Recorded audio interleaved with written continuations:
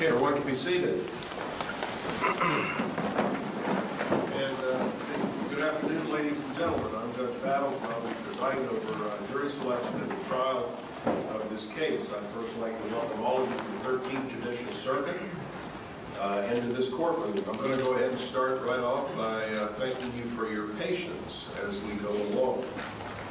Now, I'm aware that for some of you this may be your first call to jury service, so these proceedings may be somewhat unfamiliar to you. I also know that some of you may be a little bit nervous or apprehensive about the proceedings. So as we go along in the next few minutes, I'm going to, as part of my duties and responsibilities to you, I'm going to explain to you what your duties and responsibilities will be and how these proceedings will be conducted.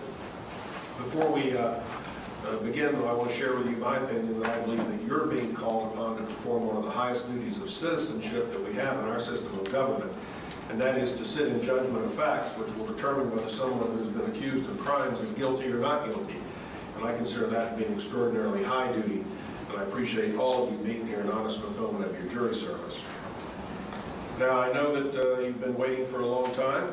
Somehow I want to assure you, as I thank you for your patience, that we've not been wasting your time. In fact, we've been attending to a variety of matters and doing that as efficiently as possible and correctly, which is most important.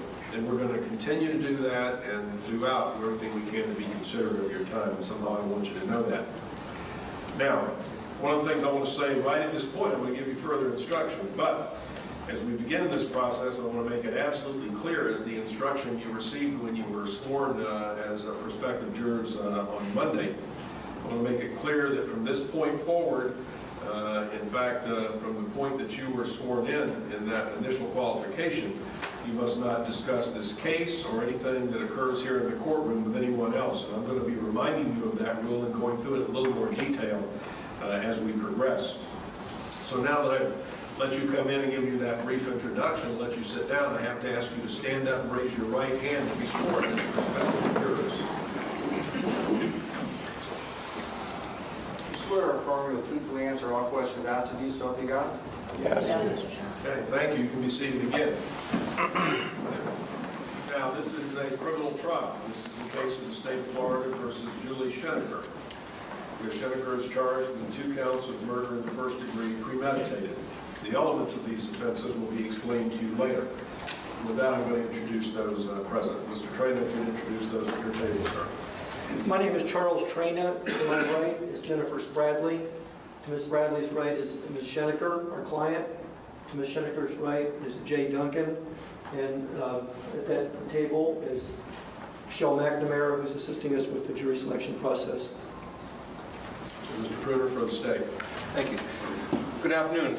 I'm Assistant State Attorney Jay Pruner. To my left is Assistant State Attorney Stephen Utagawa, and to his left is State Attorney's Office Investigative Assistant Sally Blevins. Thank you. Our court clerk has been Mr. Vinny Carinante. He's directly to my right as I gesture toward you. He assists with the mechanics of the trial process. He swears in the witnesses, prepares paperwork, numbers, and handles the exhibits and assists with many other miscellaneous duties, including record keeping and all such matters as we proceed through the trial process. Our court reporter, Ms. Tamara White, is directly to my left. Her duty is to accurately take down and record everything that's said by everyone in the courtroom, including you. So I'm going to ask that you assist us in that process. First, please don't do that, which is respond to questions or indicate an answer by shaking your head in the negative or the affirmative. Rather, I'm going to need verbal responses from you in all matters. And I'm going to ask that you speak up in a very strong voice. And in fact, if you're one of those people whose voice is not necessarily that strong, you can stand up when responding. The point is, we're going to have to be able to hear you up here. I'm going to ask your assistance with that. So, you've met our bailiffs. You know their primary job is courtroom security, but they're also here to assist you as you go about your jury service. I know if there's anything they can do to make your stay a little more comfortable, if it's something we're allowed to do, I know we're going to try and do that.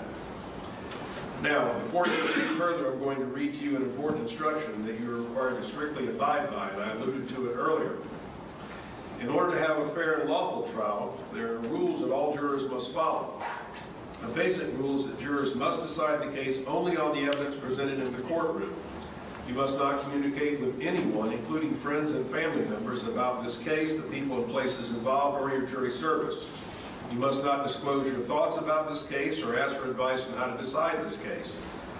I want to stress that this rule means you must not use electronic devices or computers to communicate about the case, including tweeting, texting, blogging, emailing, posting information on a website or chat room, or any other means at all. Do not send or accept any messages to or from anyone about this case or your jury service.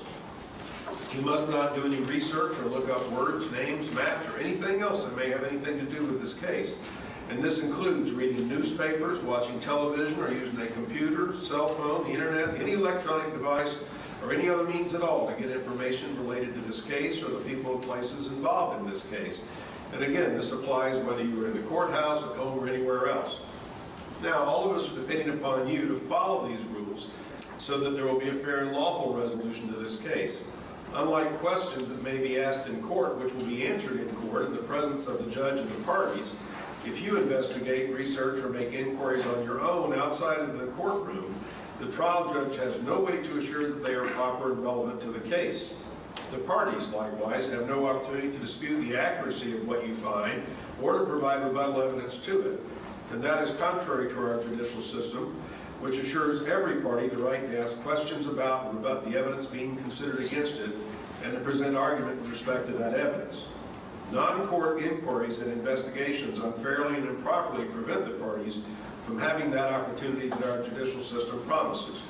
Now, if you become aware of any violation of these instructions or any other instruction I give you in this case, you must tell me by giving a note to one of our bailiffs. Now, it's anticipated that this trial will last about 3 weeks, including this period of time slated for jury selection, that is, this week. We need a panel of 12 jurors and 4 alternates, a total of 16 individuals who can serve for 3 weeks. Let me go ahead and pause here to say that most criminal trials in this circuit are over in just a couple of days. It's rare for one to pass a week, frankly. But every now and then, one comes along which requires me, as the judge, to recruit or draft members of this community to be jurors to hear a case of some length. This happens to be one of them. Simply put, we need your help. We recognize that serving on a jury for 3 weeks can present a hardship for some of you, and I'll be giving you a chance to tell me if there are things in your life that you think could keep you from serving. Some of these we may be able to work around, but please understand that your definition of hardship may not meet the legal definition of hardship, and I'm required to follow what the law says. Now, having said that, to the extent that we can accommodate your concerns, we're going to try to do so. Obviously, this is an important case. We'd like to have all of you volunteer for service, but please understand again that if that is not possible, you may have to be drafted, even though it could prove to be inconvenient. Now, let me give you some examples of hardships. If you are scheduled for surgery, that could be a good excuse. If you are seriously ill or have a condition, medical condition or mental condition that could keep you from serving as a juror, that might be good cause. If you're the sole caretaker of a mentally or a disabled relative, that might be good grounds. If you're going to be evicted from your home or go seriously in debt if you miss 3 weeks at work and your employer won't pay for that, we'll listen to those sorts of issues. However, the fact that your boss feels that you're indispensable to your job may not be enough. We're just going to have to hear the facts a little bit. Decision on a case-by-case basis. Basically, the reason is the border on calamitous or need severe. We're going to leave it up to you to tell us if you think you're in that category, and we'll give you a chance to review your concerns here with us. Now, we're going to be in session from 8:30 a.m. to approximately 5 o'clock p.m. or so on weekdays with regular 20-minute breaks and lunch breaks. And with that, I'm now going to read the indictment in this case. But before I do that, it's important that you understand that what I'm about to read to you is not any form of evidence. Evidence will come in the form of witnesses who will be called to testify under oath. There may be other exhibits introduced in court. These charges should not be considered by you as any proof of guilt. This is simply the way that people who are charged with crimes are brought to court, and this is a legal document only, not any evidence of guilt. And with that, I'm going to read the indictment.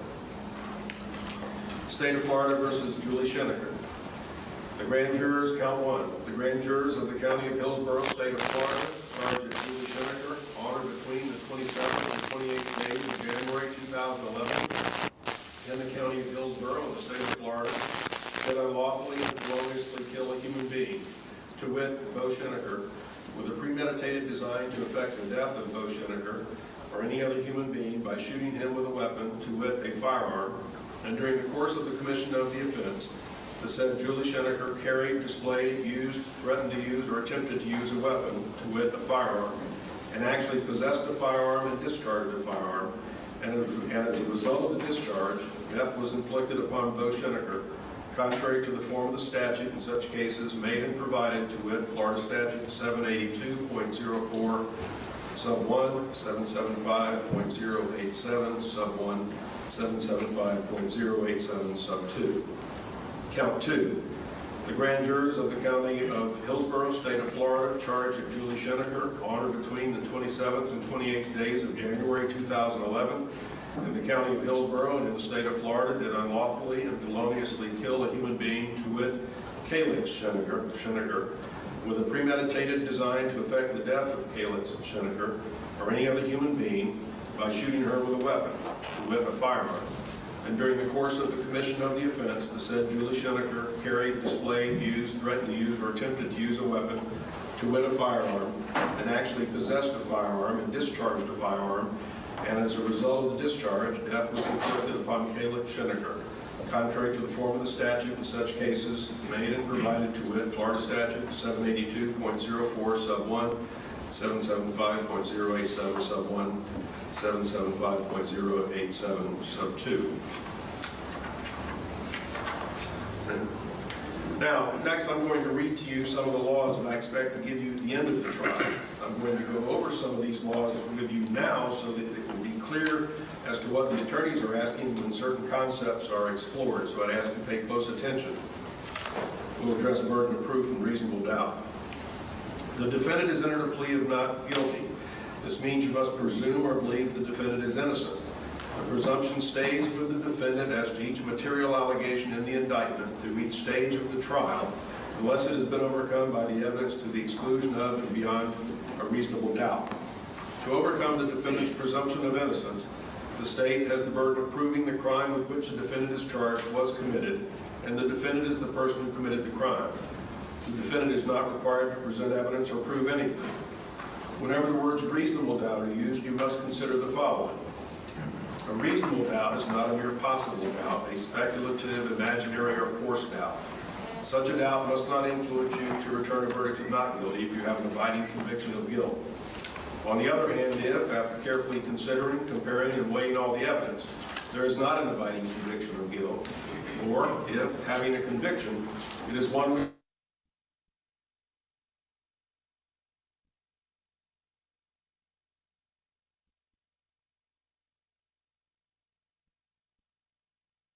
be seated. The panel has exited the courtroom. We're going to begin calling these individuals individually as we did earlier.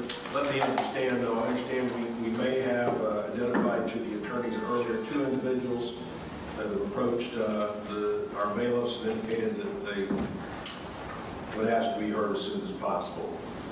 Who's the first one? What number?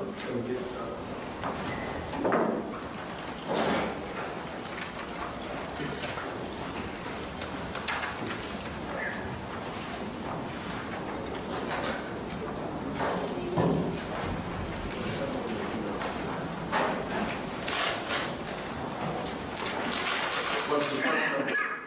First number was 124. 124. Bring in number 124. Okay.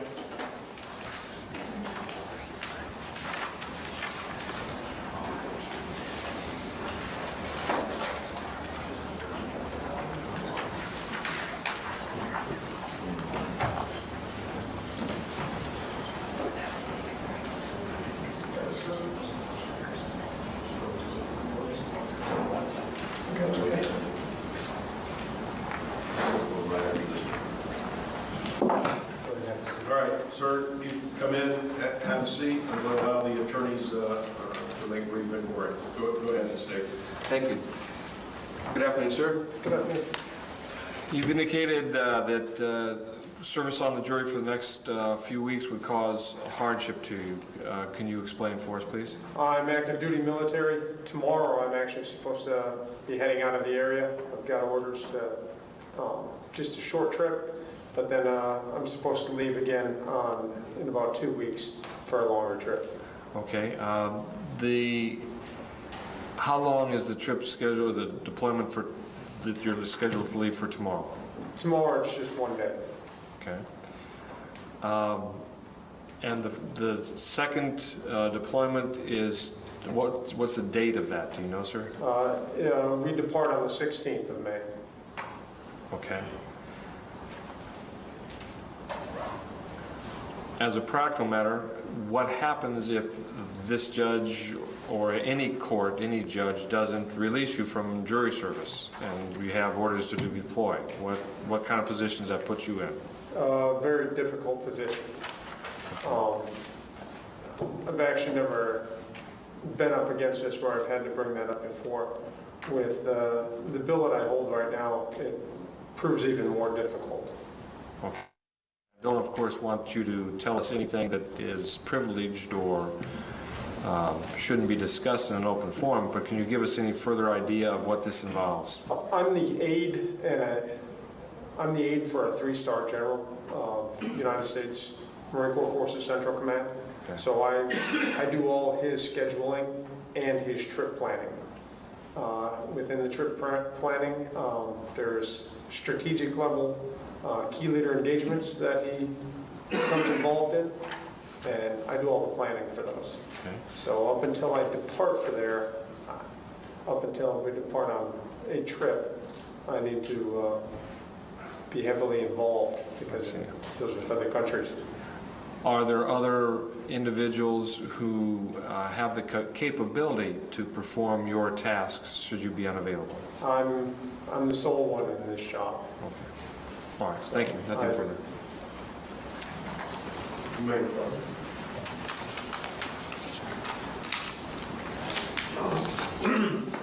Good afternoon, sir. If I understood you correctly, you have a short trip, a 1-day trip planned for tomorrow, and another one that's longer for May the 16th. Yes, sir. Are you in a situation, are they both for the same purpose, where you're acting the 1-day trip as well as the longer one as the aide to the general? I am the aide. That's my job, my billet, but the trips are for different purposes. Is tomorrow related to assisting the general, or is the longer one? They're always assisting the general whenever I travel anywhere it's with him. So tomorrow is the same type of assignment for you as the other one would be, just the length of time would be different? Yes, sir. I have no further questions, thank you.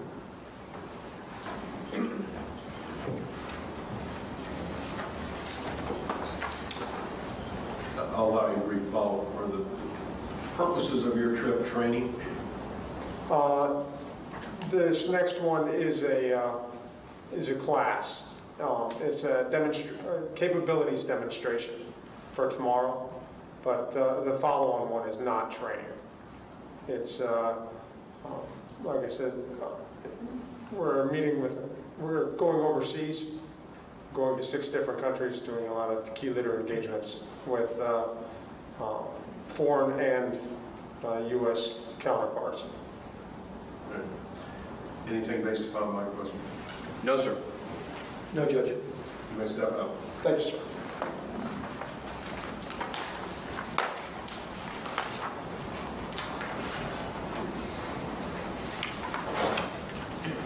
He's excellent in the courtroom.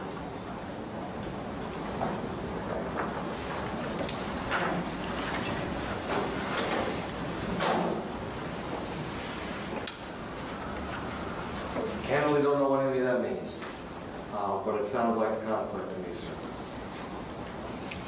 Judge, if he's moving to strike, you're 124 for cause, I would concur. I don't know for sure myself. Do I have a motion? Motion to strike for cause, sir. No objection. So on state motion without objection, 124 is struck for cause.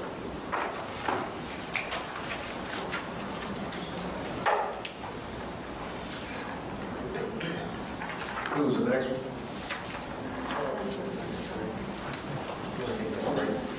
Oh, okay. Yes, I'm sorry. I've just been advised by the bailiffs, how long should this take? Take just a minute, Judge. All right. We're going to have to take what will only be about a 5-minute break. I've been advised that that's necessary at this point. So we'll do exactly that, 5 minutes.